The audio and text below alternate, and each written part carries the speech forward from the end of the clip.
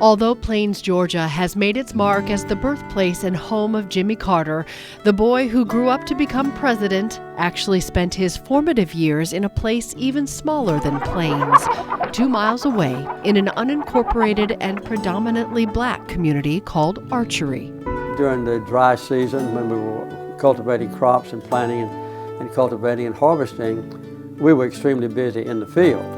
And Daddy was a very good taskmaster. He taught me the benefits of hard work. Daddy was Earl Carter, a larger-than-life farmer who successfully ran a country store in Archery and an agricultural warehouse in downtown Plains.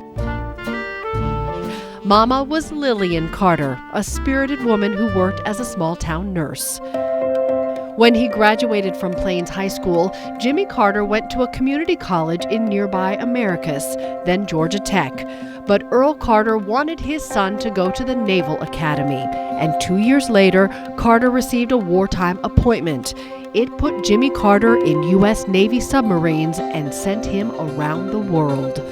He would marry Rosalind Smith, a hometown girl who grew up just a few doors away from the Carter family. A few years later, Carter returned home and entered the world of politics. His first victory was a state Senate seat. I was able to get a 4-year college approved in Americus, our county seat, and that got me reelected without any opposition. And then I decided to run for the U.S. Congress against a Republican incumbent, Bo Calloway, who was from West Point, and he was an antagonist of mine in many ways.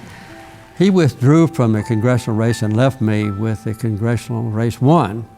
I decided he wanted to run for governor. I decided to run for governor against Calloway, so I ran for governor in '66 and lost. And against Lester Maddox. And against Lester Maddox. Lester Maddox was a fiery segregationist who didn't get enough votes to win the election, but became governor after the legislature stepped in. Carter went back to Plains and plotted to run for governor again. It was a race that shook the state in 1970. This time, he won. I say to you quite frankly that the time for racial discrimination is over. Carter's inauguration speech stunned his listeners, but that speech, as well as his 4 years as governor, gave him a reputation as a new kind of Southern politician.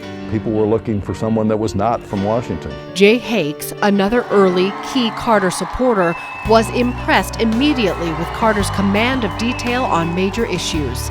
Hakes believes it was Carter's status as a Washington outsider and his faith-based ethics that resonated with most voters as he was running for president. We now have a projected winner in the presidential election. NBC News projects James Earl Carter of the state of Georgia elected the next president of the United States. When Jimmy Carter brought his good intentions into the White House, I, Jimmy Carter, do solemnly swear. He began with an ambitious agenda. President Carter attacked the energy crisis, fuel shortages, and rising prices. He created the Department of Energy. He told us we all must do our part. All of us must learn to waste less energy. This was the president who, in March of 1979, engineered the Middle East Peace Treaty, just 6 months after the preliminary agreements were first reached at Camp David, one of the greatest diplomatic achievements in U.S. history. Carter's involvement was very, very necessary, and this brought peace between Egypt and Israel that has lasted to this day. Jimmy passed more legislation than any president except Lyndon Johnson since the World War II. Good legislation. We're making friends in the world.